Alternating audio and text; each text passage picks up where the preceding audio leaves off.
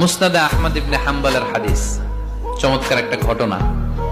কানগুলো খরগোশের কানের মতো খাড়া করে শোনেন। আল্লাহ রাসূল সাল্লাল্লাহু আলাইহি ওয়াসাল্লাম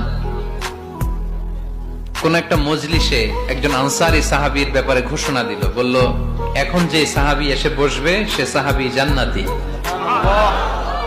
আনসারী সাহাবী এসে বসলো, সবাই তো অবাক, আমাদের কারো ব্যাপারে বিশ্বনবী এই কথা বলল না, এই আনসারী সাহাবী জান্নাতি।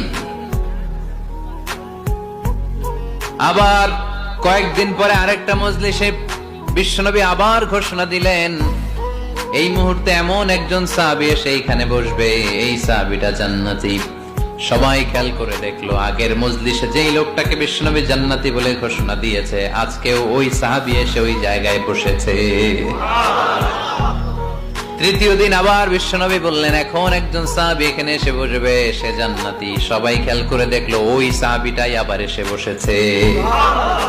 সবাই অবাক, কি আজীব, কি আছে এই সাহাবীর মধ্যে, যে সাহাবীর ব্যাপারে খুব বিশ্বনবী তিনবার ঘোষণা দিলেন যে সে জান্নাতি। সবচেয়ে বেশি অবাক হয়েছিলেন সাইয়েদনা আব্দুল্লাহ ইবনে আমর ইবনে আল-আস। মনে মনে ভাবলেন, এটা তো চারটেখানে কোনো কথা না, বিশ্বনবীর অ্যানাউন্সমেন্ট। দুনিয়ার বুকে বিশ্বনবী তিনবার এই আনসারী সাহাবীকে জান্নাতি বলে ঘোষণা দিয়েছে, নিশ্চয়ই এই সাহাবীর এমন বিশেষ কোন আমল আছে, এমন বিশেষত্ব আছে যেটা আমাদের মধ্যে নাই। যেমন করি হোক, এই সাহাবীর ভেতরের সব খবর আমার জানতে হবে।